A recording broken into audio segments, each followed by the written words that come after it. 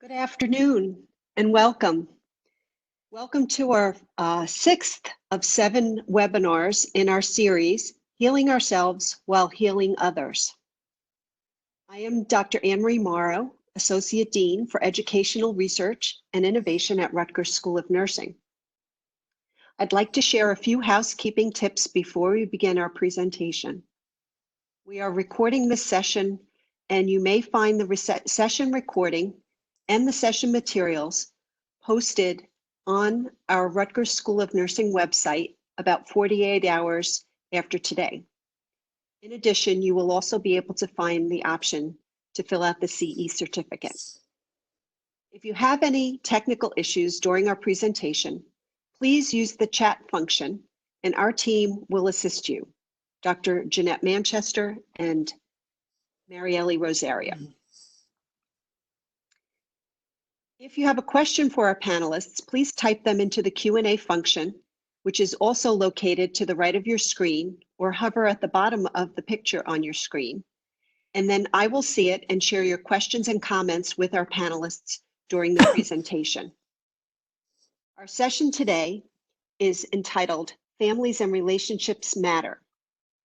I am very pleased to introduce you to Dr. Donna Gaffney, my friend and colleague, who is also a Rutgers alumna. And Dr. Gaffney specializes in dealing with trauma, loss, and grief in the lives of children, adults, and communities. As a nurse psychotherapist and consultant, she has worked with families, schools, and professionals in dealing with the Pan Am disaster, 9/11, Sandy Hook, and now the COVID-19 pandemic. We're also pleased to welcome today Dr. Peg Pipchick, whom Dr. Gaffney will also introduce to you in a few minutes. And we thank Dr. Pipchick for her expertise in joining us today. We're looking forward to having you as part of our presentation. So as I said before, please do type your questions and comments into the Q&A function, and I will share them with the panelists. And now I give you Dr. Gaffney and Dr. Pipchick. Thank you so much, Dr. Morrow. We appreciate it, and we are so happy to be here. I would like to introduce Dr. Pipchick to all of you. We've known each other for a very long time. Not only is Dr. Pipchick a licensed marriage and family therapist, she is a nurse first. So she understands very well all of the issues confronting families during this very difficult time. And I just wanted to mention again, if you have any questions, to please ask them, as Dr. Morrow suggested, when they come up. And also to tell you that this session may hit home for a lot of you. We all come from families. We all deal with these family issues. So it's really important to take advantage of the kinds of things that you'll be hearing today. This is the team that you have been, some of you have seen already. We want you to please feel welcome to come into the session. This is a safe space. And one of the things that we will be talking about today, some of the issues that are facing family, is that families who have had a family member in recovery or dealing with alcohol, substance abuse, or domestic violence, child abuse issues, those numbers are increasing as people struggle to deal with all of the stresses of the COVID-19 pandemic. So we want to remind you that there is help for you, for any of your patients, anybody or friends. AA is aa.org, and domestic violence in New Jersey is njcedv.org. And you can get any kind of resources that you need for either patients or friends. And just a little bit about what we're going to be talking about today. We find that it's always good to add a little humor.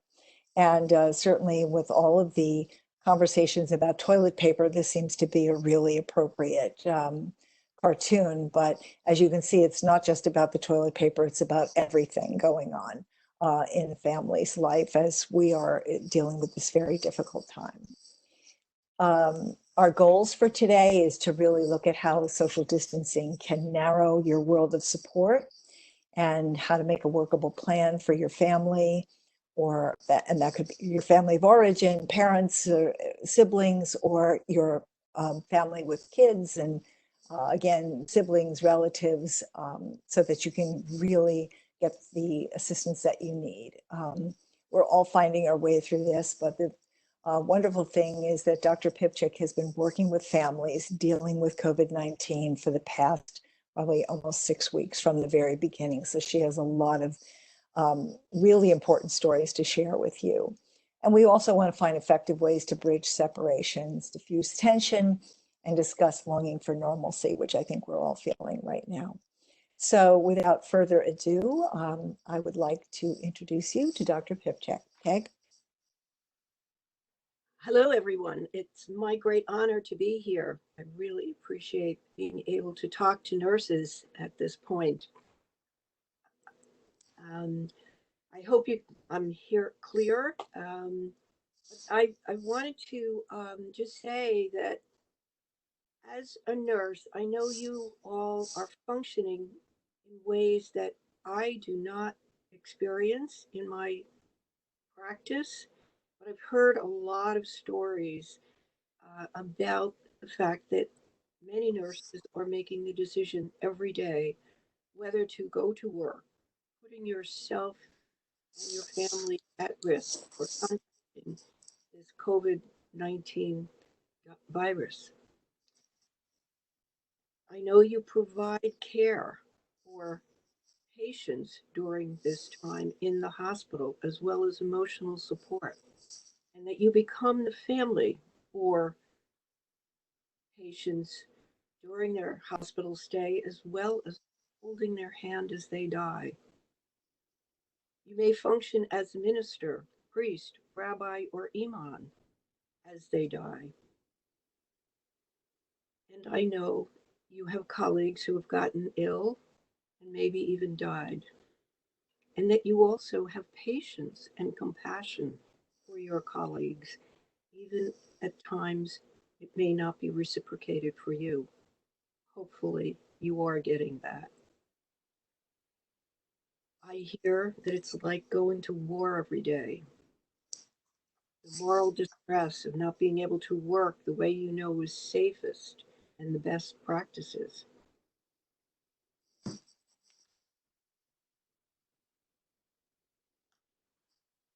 You experience a loss of morale as you notice that your friends, your colleagues, and yourself are not doing nursing the way you were taught to do nursing. You do what you do best, but sometimes functioning as a robot. However, you cry as you leave.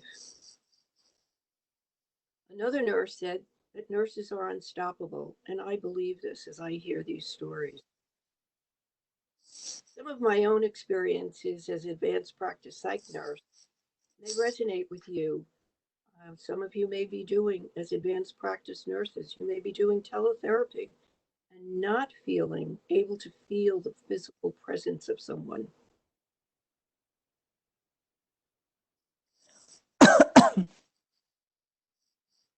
I know one of my patients has a mother-in-law who she found out a week before she died that she had the coronavirus, and neither she nor her husband could go in and be with her.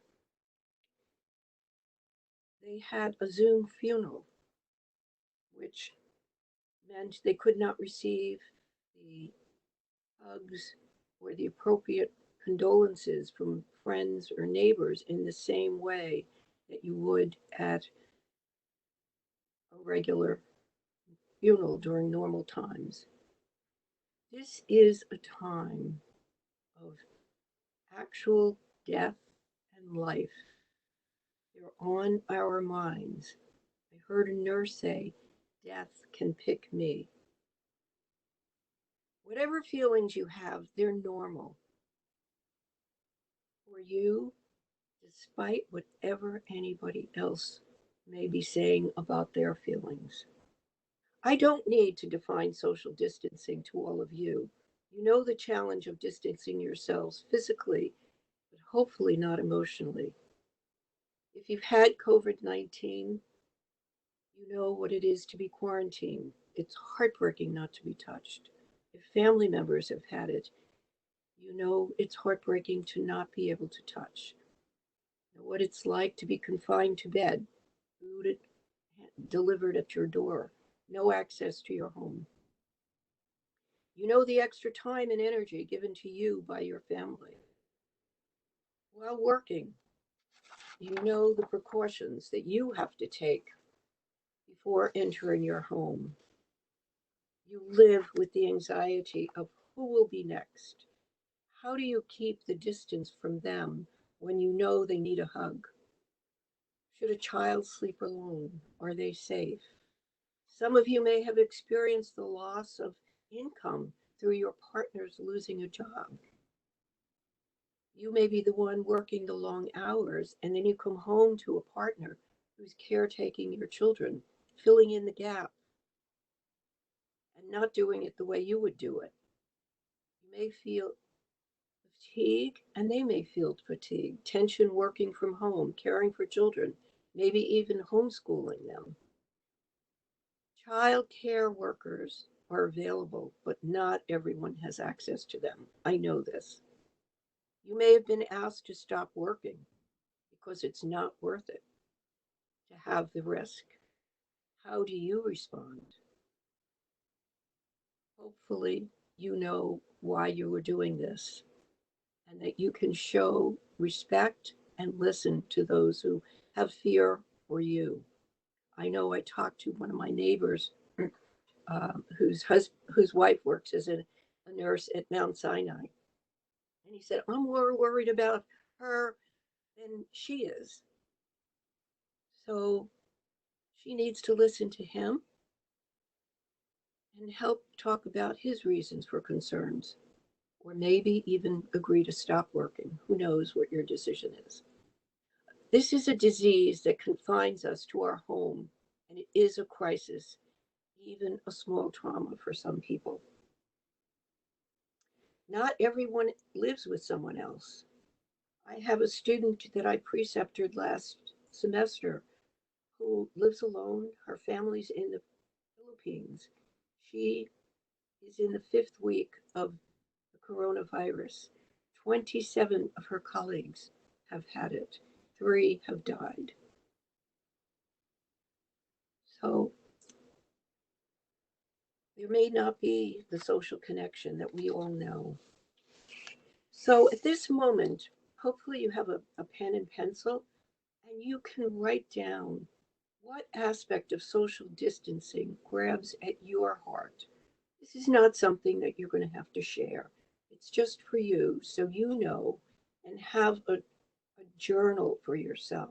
This is one of the things that I have recommended to all first line people to keep a journal if you can. Take 2 minutes to write down what your experience is so that when it's all over and you have all these feelings that you have not processed, you have some experiences to hook them onto. What aspect of this social distancing impacts the practical aspects of your family life, your work? Where might you feel some helplessness, fear, stress, or tension? Dr. Gaffney and I will be talking about the clinical aspects of this that I have experienced and worked with people in my practice over. We could present lots of theories, polyvagal theory, the neurobiology of relationships, or object relations, but we're choosing to do something we hope that will be able to help you connect with yourselves and with your family. Next slide, please. There are some positive aspects I hope that will come from this. I'm going to read a few It's from this poem, Lockdown. It's a very long poem, so I'm not going to read the whole thing, but you might want to take the time to look at it and think about it when you have a moment. Yes, there is isolation, but there does not have to be loneliness.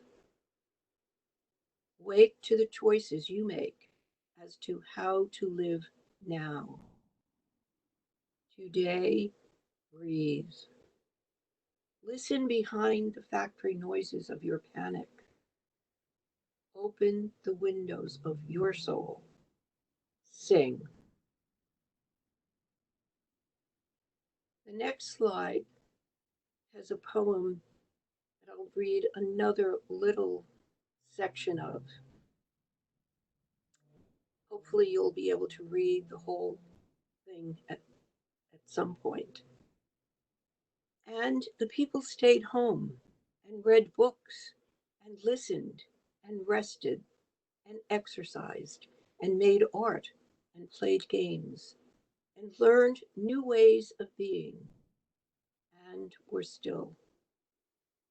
And listening more deeply, some meditated, some prayed, some danced, some met their shadows. We'll talk about that. And the people began to think differently. I know that many of you nurses may not have the time to sit and exercise or to listen, but hopefully you will have moments where you see a potential for a wonderful time to get to know your partner and your family members. I have a 1-year-old grandson, and my daughter-in-law is saying she's so happy to have these moments as she sees him begin to process the sounds of the words like bird and dog. She feels she might have known and heard him say dog or bird. However, she wouldn't have the opportunity to see him go with the B's and the G's. So can we move to the next slide? Go on 2 slides forward. One more. Okay, here we are. Next one. Yes. Okay. So go back one. Can you go back one slide? Yes, Donna's going to talk about a workable and healthy way to maintain relationships while we practice social distancing. So thank you, Peg. One of the first things that you can do is create a routine. We talk about that. It's not as easy as we think. It doesn't have to be like you're in the military, but or that kids need to be consistently pleasant. But we do want them to have a sense for how to organize their lives, and that consistency of a routine is a safety mechanism for them, that they know what to predict. If you're living with young people in your family, you'll know that now that school is not in their day-to-day lives, that it becomes very much more difficult to, one day blends to the next. So creating a routine, even something as simple as getting up at the same time every morning, having breakfast together, putting on clothes and not PJs all day, and then picking out a snack and then settling into a schedule of some sort. It's going to take a lot of trial and error. Family meetings are also really important. You can try 1 hour a week. Then as time passes, or if time is short, you can change that. And you want to be able to have the opportunity for each family member to check in and be consistent. And make sure at the time that everybody feels is well rested, has eaten, and is available. And that means no cell phones, no laptops, that this is just family time. There's a wonderful quote by a family therapist that was published several weeks ago, that talking is the most dangerous thing that people can do, especially when they are stressed. That's the time that we say things that we wish that we could take back. So it's always wise to take a breath and then think about what you are going to say. Some of the dynamics that are ongoing in family meetings are communication, for example. Clearly talk about your work schedule and the demands you may be experiencing. The rest of the family would need to know this. And the more you can, the more you can give them in terms of what the schedules look like for everyone in the family, the less surprise there is. And remember that when you're talking to each family member, they're bringing their own physical experience, their own values, expectations, sensory organs, and words to that meeting. So communication is like a video. It works only in the present, right here and now, and between you and me, and there are no do-overs. Good human relations depends a great deal on getting to know one another's meaning of words, whatever words they happen to use. And those are the words of Virginia Satir, one of the preeminent family therapists, and the work that she's done has really informed many, many people's lives.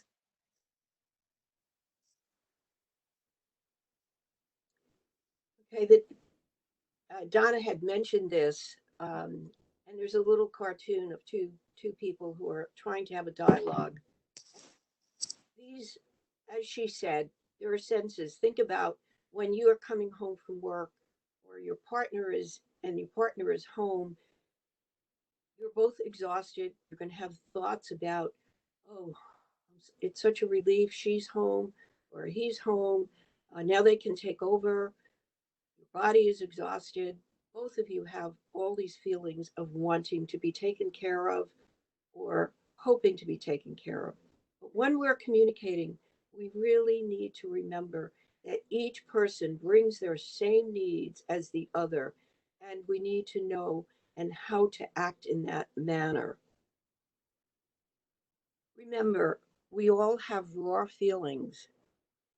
Donna mentioned this also, but you always have the opportunity, if you express raw feelings, to repair, to go back and say that, hey, I didn't mean what came out, or, and then you start to listen. One of the aspects of listening that is so important is to remember that you do it without judgment.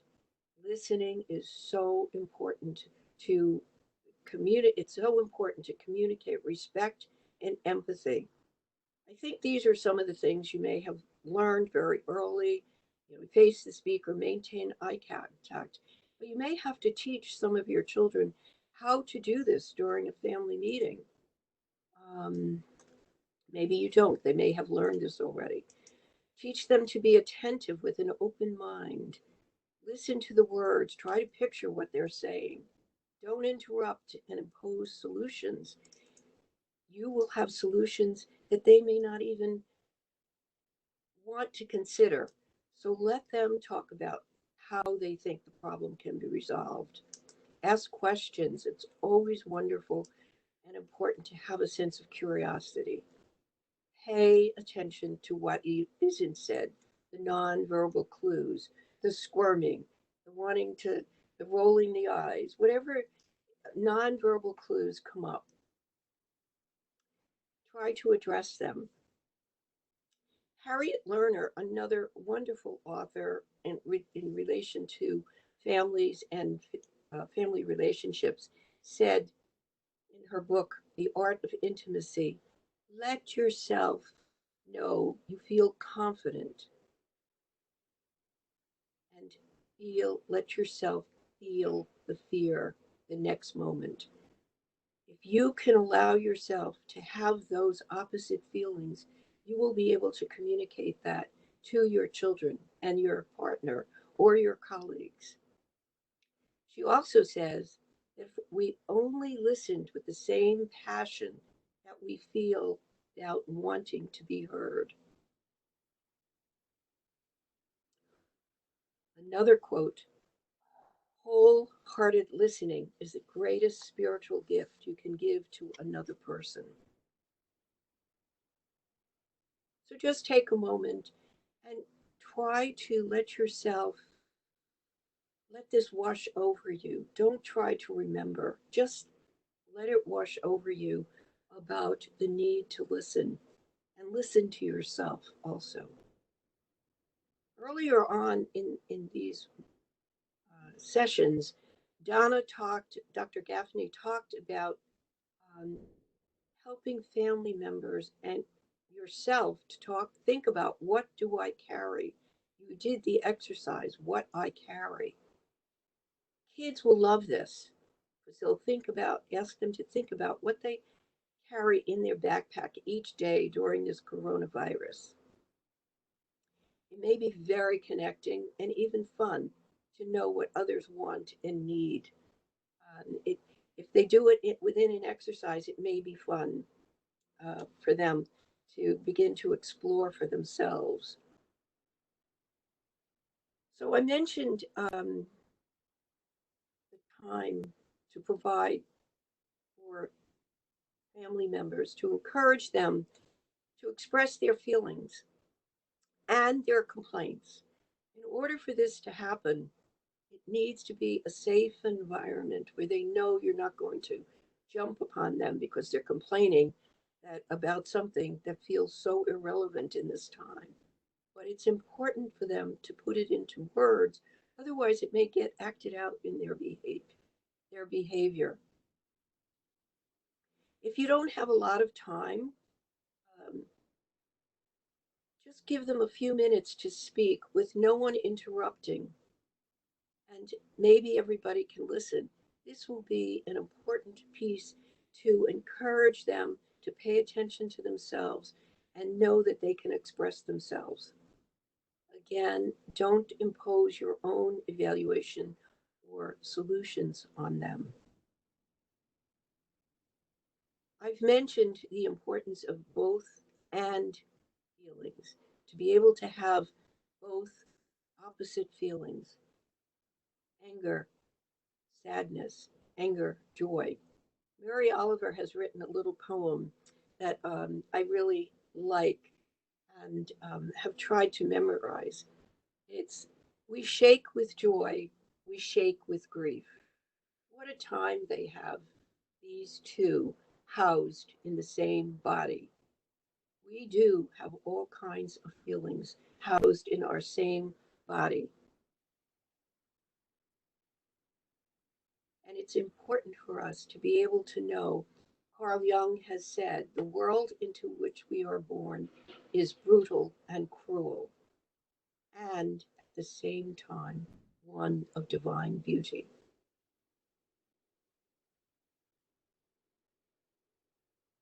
We can allow ourselves to have same feelings at the same time.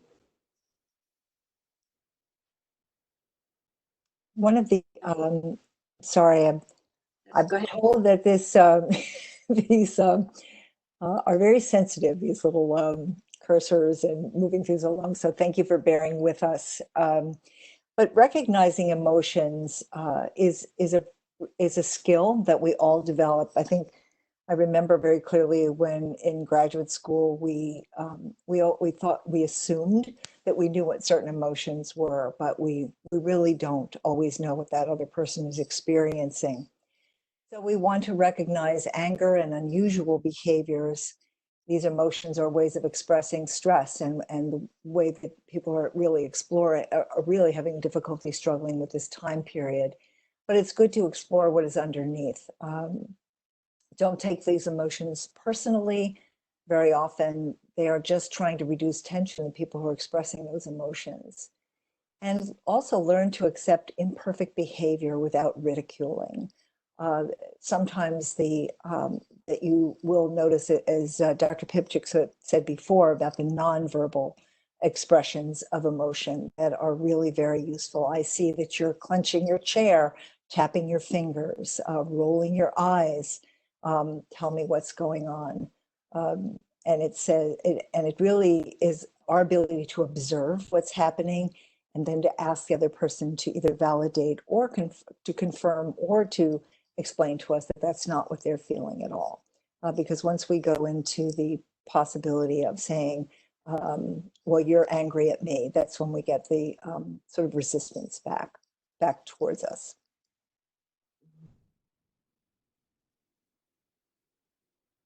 So one of the important aspects of family life is to manage boundaries and setting limits.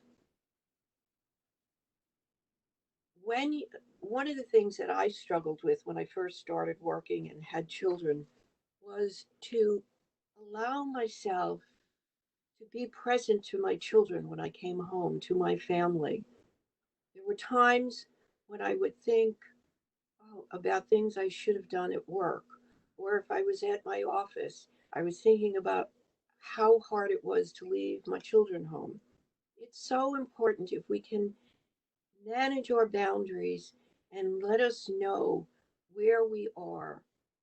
Shed your work at the door when you come home to your family. Almost shed your family if you can when you go to work, in the sense of worrying and thinking about whether they're okay or not, if everything has been said before you left for work. Don't make it difficult for yourself. If you don't already have bedtime rituals for your children, it's really, really important at this time of stress to build in a bedtime ritual. For younger children, so frequently it's a bath and a bedtime story. For middle-aged children, it may be some time to process what's been going on with them. We talk about having gratitude, maybe some of the things they were grateful for during the day, some of the things that annoyed them. Let them uh, ha- be involved in setting up this ritual.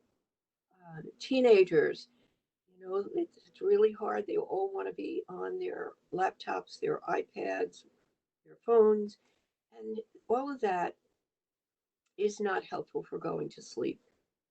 Um, and there should be no reason for children not getting enough sleep during this time. Their schedules are very flexible. They have time during the day. So helping children to be sure that they've had enough rest is so important. It will help with the family atmosphere if people are rested.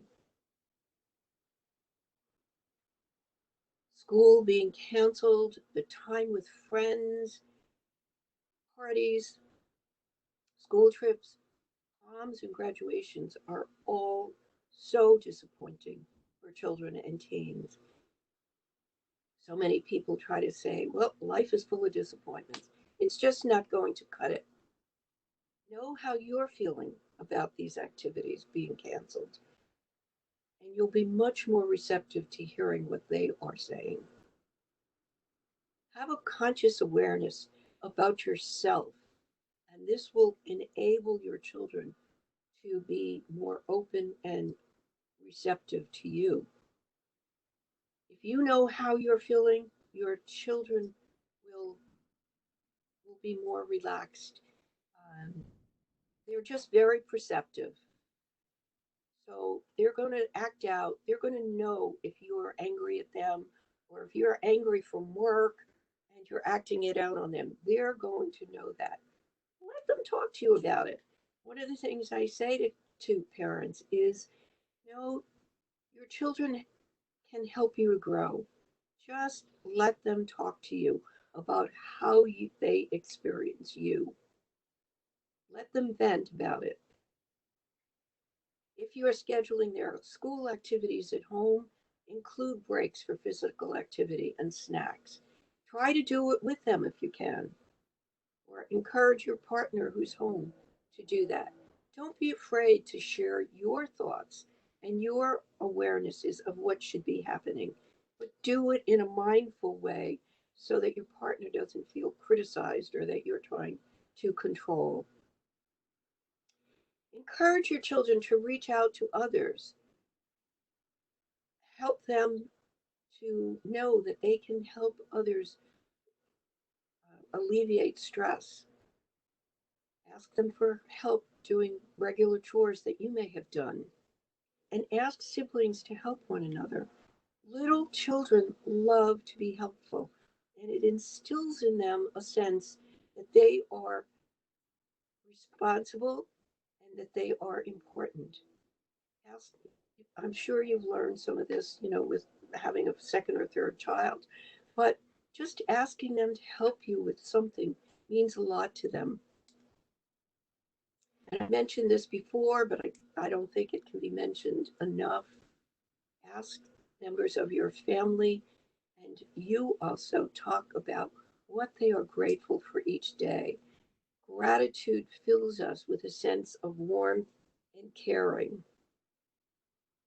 And another thing about school, you know, don't worry about doing it perfectly. Teachers are not doing it perfectly. Teachers don't do it perfectly in school, so you don't have to do it at home. Okay, next slide. This is a list of all the things that might be helpful to you and your family. There's one called that I like a lot, and it works for a lot of people. It's breathing together. There's a very simple one that we will do at the end of the session called square breathing.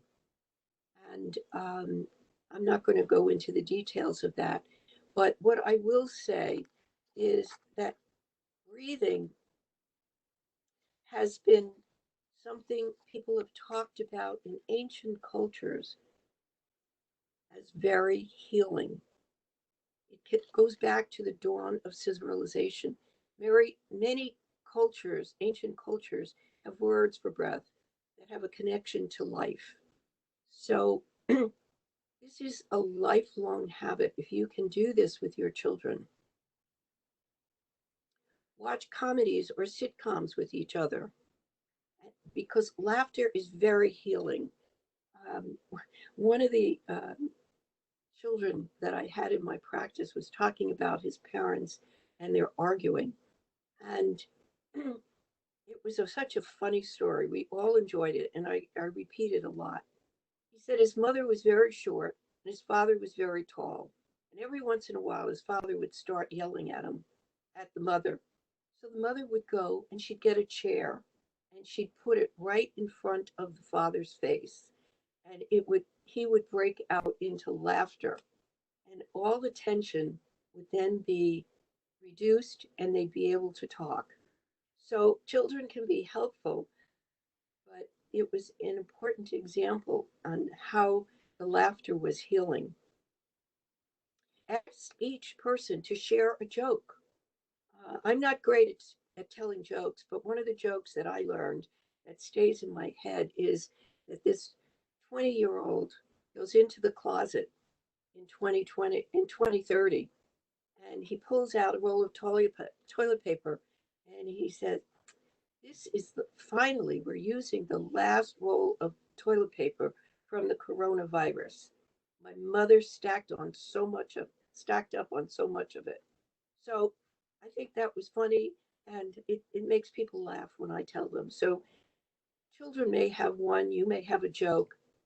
Be sure to explore everyone's experience if you watch intense news broadcasts and have no fear of turning it off. Teach yourself and your family members to give yourself a hug. Try it now. Just take your arms and put it around yourself and feel what it's like. It feels very comforting. And everybody can learn to do that. You can do it when nobody's around for you. Learn to do yoga. Many yoga studios have free streaming, but make sure if you haven't done it before, you only do a beginner class. Music is very healing and calming. Play music if nothing else is going on around the house. Even if children are doing homework, put on some calming spa music, and or just sit together and listen to music and let your whole body feel what you are experiencing. Dance, any kind of physical activity is very, very um, relieving of stress. So we need to go, can we go on to the other aspect of yoga? There are free yogas on YouTube, and there's one that many of my patients use called Yoga Nidra, and it is very helpful for sleep. If it's not a real yoga doing downward facing dog or splits or any of those things. It's really just lying on your bed, um, doing yoga moves that relax your whole body. Another suggestion is make art together, or taking out finger paints for younger children. Any kind of medium will work. Ask each one in your family to put into color or a drawing what they're feeling at that moment, what they're experiencing. Do not allow any comments or criticism unless you ask the person who's done the drawing. That can be very hurtful. A drawing can be very important, or a painting can be very important to the person who is doing this. Now, you all may be thinking, how can I do all of this? I'm not asking you to do all of it. I'm not asking you to do any of it. These are suggestions for the duration of your family life, not just for now. Be gentle with yourself. Just let this wash over you. Don't worry about doing it all. Okay, we can move on.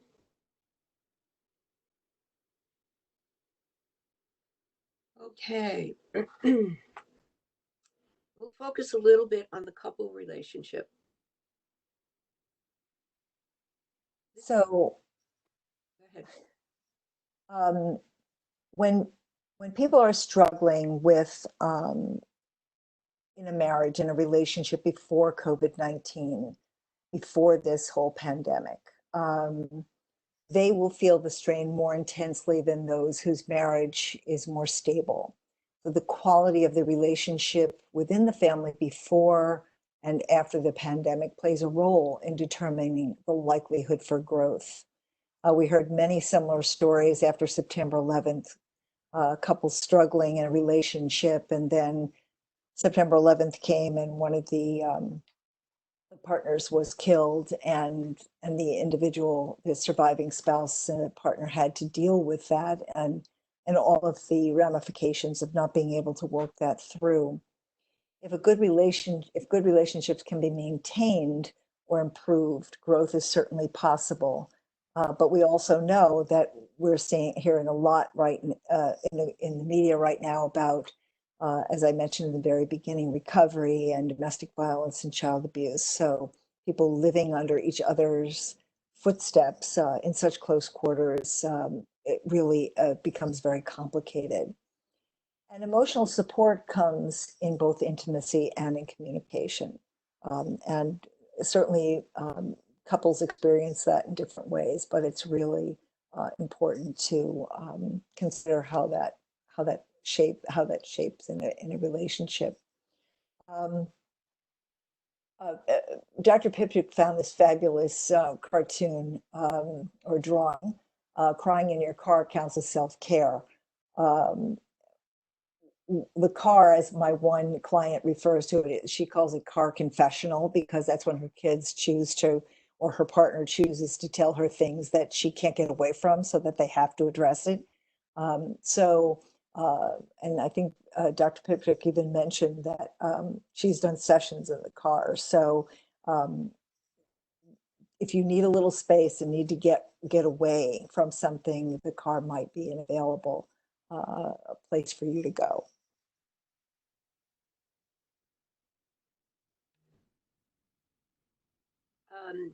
One Esther Perel's, a noted family therapist, has said that when this is over, there will be many divorces and maybe many new babies. And she says this can be a good time for couples to be working at home on their relationship, not in the home. So one of the issues that's very important here is to recognize that emotional strain will lead to tension. Don't think that it's not going to happen. Don't beat yourself up if it's happening. There's going to be a tremendous amount of tension. And I keep repeating this. Start with yourself. Know the impact of calming and begin to look at how your feelings are affecting others. Use breathing as a healing measure. I have a client who it was not long ago, a woman patient who said to me, one of the things I've learned from therapy is really an example of the poem from Robert Burns about seeing ourselves as others see us. And I looked up this poem. It's from the 1700s, and it says, "Oh, would some power give us the gift to see ourselves as others see us? It would for many a blunder free us, and foolish notion what airs in dress and gait would leave us, and even devotion." The story behind this poem is in one of the handouts um, that you'll receive connected with this presentation.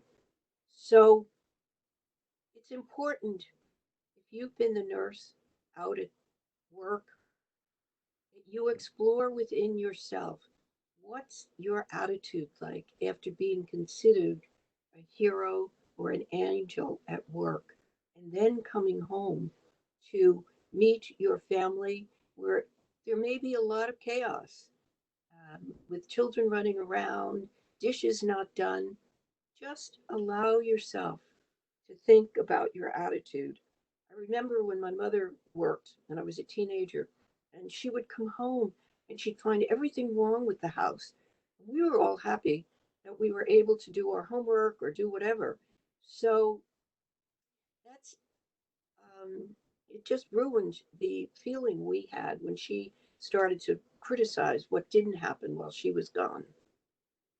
Recognize, how do you bring up issues? Do you store things and bring them home?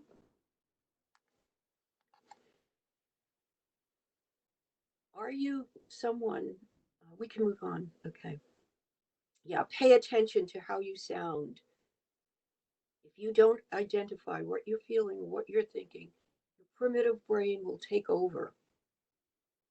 Once you identify what you're feeling and you are aware, and that you convey that you are aware, you can set up a whole different tone to what you are feeling. Have a conscious awareness. Convey kindness, passion, gratitude, consideration, and thoughtfulness. Recognize patterns of blame as a way of warding off feeling like a failure.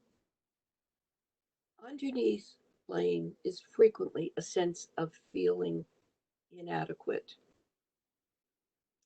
And instead of allowing ourselves to feel like we've done something wrong or we've not done the best we certainly could, we start to blame someone. It's hard to admit that we feel down on ourselves. And very often, that kind of feeling leads to a sense of shame. There's nothing to be ashamed about if you feel bad about yourself or if you've made a mistake. And unless we can stop this transferring of shame from generation to generation, it starts way back. People who had alcoholic grandparents passed it on to their parents. Then it gets passed on to this generation. And shame is something that needs to be stopped. And if we can allow ourselves to disclose it to ourselves and allow ourselves to feel vulnerable, it helps to stop that that cycle of shame. We all have blind spots that our partner or our family can help us know about. Don't be afraid to listen to the complaints that your family have about you. You may have to allow yourself to be open to feelings you've never felt before about yourself. It's okay. Feelings have a very short lifespan. The only way feelings continue is if we keep feeding them with thoughts and experiences. We don't have to have feelings indefinitely. And we'll say more about that maybe in the next session. Carl Jung, okay, this is a great quote from Oscar Wilde. I can't help testing my relations. I suppose it comes from the fact that none of us can stand other people having the same faults as ourselves. So we can move on to the next slide. Okay, this is Donna. Donna. Oops. Okay, I'll start it. Great, and not great at multitasking here with the equipment. Some of the specific recommendations, and I know that we're running out of time, so we're going to go a little bit more quickly through these slides. And again, we apologize. There seems to be a lot of material that that we need to talk about. But anyhow, you'll have the presentation available to you. So some specific recommendations is to really accept the sort of the temperamental idiosyncrasies and allow some experiences that don't overwhelm us, convey the sense of responsibility and caring, and reward helpfulness. No matter if you're helping a parent or you're helping a kid or a sibling, and encourage activities that can really serve as gratification and work on one's self-esteem. And also model a conviction that life makes sense despite everything that we're going through right now. Okay, I'm going to quickly go through what can happen if there's stress and tension that's not addressed. We all become entrenched in our habits. There is, and we try to avoid talking about the stress, but that doesn't promote closeness. Immune systems can become compromised. We can go into depression, raging, or withdrawing, and there can be constant bickering between adults and children.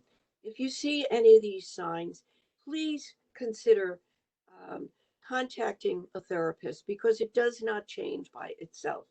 Many therapists are doing um, online video sessions, and that they work well enough.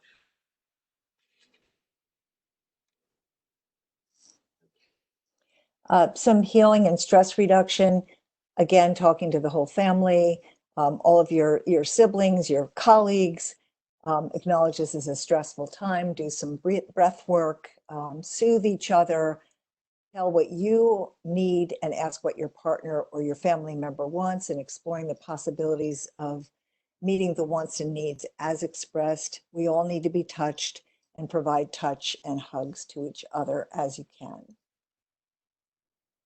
This is an important concept that couples usually ignore each other's emotional needs out of mindlessness, not out of malice. And then we build up this wall. Okay, can move on. Try to spend time together in quiet um, without talking about conflicted issues. I've recommended this for couples in the midst of this time to just put on some music, go for a walk, do something, and don't talk about what's going on. It may be uncomfortable initially, but it will help you if you're calm and relax with one another. Help to try and manage one another's stress. Ask what you can do to help if somebody is stressed. Ask for help yourself. You don't have to do it all alone. Um, we don't have time to go into much more than that. The pattern of blaming we've talked about. Okay, we are all human beings and we are not perfect. So recommend that. We've talked about most of this. Okay, so we can move on. It's important when you're talking to be mindful of others, especially if you're angry or you're having an argument. Know what you are arguing about. So often, one person is talking from an intellectual approach to the process, another one is an emotional part, talking at an emotional level, and you're just going to keep going round and round in circles unless you can break that circle. So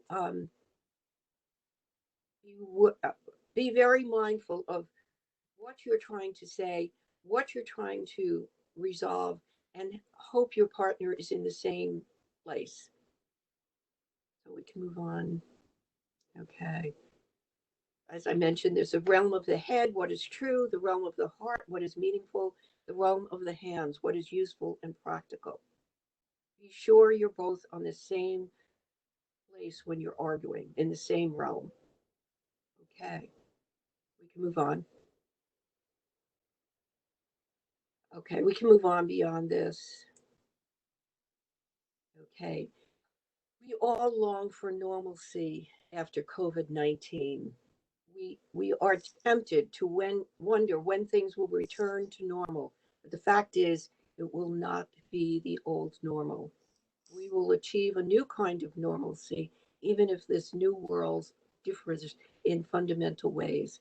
A very simple example of chaos theory, and it feels like we're in chaos, is that something going on in one place can impact majorly something better in another world or make some things worse. One of the examples they give in chaos theory is a butterfly can be flapping its wings in Texas and it can lead to an outrageous effect, like a typhoon in Argentina. So that is really something to know, that the calmness in your family can impact the outer world also. The calmness within you can affect the outer world. Okay, next slide, one more. I just wanted to also mention that our usual methods or strategies for getting rid of our stress or talking about our relationships, our family, may not be with us any longer, because when you're at work or at school in those high stress areas, critical care areas, the people that you used to talk about your relationships with are now talking about other things, how to survive the day. So you don't even have those outlets that you used to. So you have to make sure that you sort of bring back those moments where you can really talk to other people about the stresses that you might be experiencing at home. Yeah. Joan Halifax, a Buddhist nun, calls that having an emotional touch point. And set that up for yourselves. This is a quote from, it was actually in the New York Times this week, titled "The Coronavirus in America, the Year Ahead." Exactly how the pandemic will end depends in part on medical advances still to come. It will also depend on how individual Americans behave in the interim. If we scrupulously protect ourselves and our loved ones, more of us will live. If we underestimate the virus, it will find us. Thank you for your attention. And I believe Millie is going to come on and just walk us through the square breathing. Thank you, Dr. Pipchek, and thank you, Dr. Gaffney. Welcome, everybody. Today's mindful exercise is called square breathing. And you can see the slide in front of you. I'm going to walk you through that. Square breathing is a powerful anxiety management technique. This breathing exercise is great for managing stress, anxiety. It's also not just a coping mechanism. With square breathing, we actually channel the power of the breath and learn two skills. Number one, how to calm our nervous system. And the second is how to increase our resilience in the face of stress, which, as we know, we are talking about COVID-19. But this can extend to any point in your life beyond this moment. We can use our breath in a powerful way to trigger a bottom-up approach to managing anxiety, basically using our body to tell our brain to begin to calm down. This technique can be helpful for retraining our nervous system to be more easily shifted into that parasympathetic stage. Square breathing can also increase our distress tolerance, essentially helping us become more comfortable even in stressful situations. So we'll start to do the exercise now. And as always, I ask that you start by making yourself as comfortable as you can be wherever you are. If you're seated, begin to breathe slowly through your nose, feeling your belly rise like a small balloon. Now begin to visualize a simple square. In your imagination, come to a corner of the square, and as you inhale to the count of 4, visualize the top line of the square forming. Now pause or hold your breath at the next corner as you imagine a line coming down the side of the square for 4 counts. Allow yourself during this pause to feel the fullness of your breath. As you reach the corner, begin to exhale fully again to the count of 4, as in your imagination, the bottommost line of the square comes across. Now pause or hold your breath at that corner, and to the count of 4 again as you visualize the side line of the square being drawn up, and before taking your next inhale. This is, with practice, a fairly easy exercise to tap into when you need to, and you can, if you're comfortable with this, you can repeat this 3-4 times as you begin to feel more grounded, and it does become easier with practice. I hope that was helpful, and I'll return the floor back to Dr. Pipchek and Dr. Gaffney. Thank you. Thank you so much, Millie. That's really helpful. And I think the visualization of the square really allows us to anchor into that moment where we can watch. We had a lot of material. The PowerPoint slides will be up, so you'll be able to take advantage of seeing all those suggestions and comments. And we are also putting together a resource list that if anybody has a specific resource that they'd like us to provide, please let us know, and it'll be something that will have live links in it, and you'll be able to really find what you need. So, Dr. Morrow, were there any comments or questions? Yes, we have a couple. And first, I want to thank you, Dr. Gaffney, Dr. Pipchik, and Millie for your fabulous presentation. One comment was how helpful this was, particularly around the listening. And this was a question that was sent asking if you have someone you might suggest in New Jersey. The person lost their husband 2 years ago, and their son is going through some issues. He's a senior in high school and has not yet picked a college yet. When they suggest seeing a therapist, he says that it's like talking to a medium. So yes, there's all kinds of reasons that people give. We actually do have a number of resources, and some of these resources are actually offering pro bono sessions. So if whoever's interested, we do have a lot of people in New Jersey. If that person would just email us, we can actually help them find someone. It's, as Dr. Pipchik said, we do not have to do this alone. Sometimes you just need a coach or a trailblazer walk with you through this moment. So please feel free to contact us. Can you say the email address, Dr. Gaffney? I'm sorry, Dr. Pipchick. Go right ahead. I just wanted to say there's also a wonderful group called Imagination in Westfield that provides groups for children and teens based on their age level, and it's for dealing with grief. So they're in with children of their same age, so that might be helpful also. Yeah, I'm not sure where this individual lives, but there's also opportunity to talk to people in Morristown and in the Princeton area. So there are 3 bereavement centers for young people in New Jersey, and they're all very highly regarded. And again, we can provide contact information. And even though we're in this period of social isolation, they're doing a lot of work using video conferencing. So that would be an important aspect as well. Well, thank you very much for these excellent pieces of guidance and hope and really very practical advice beyond the pandemic, because I found, I'll just say personally, it really resonated with me.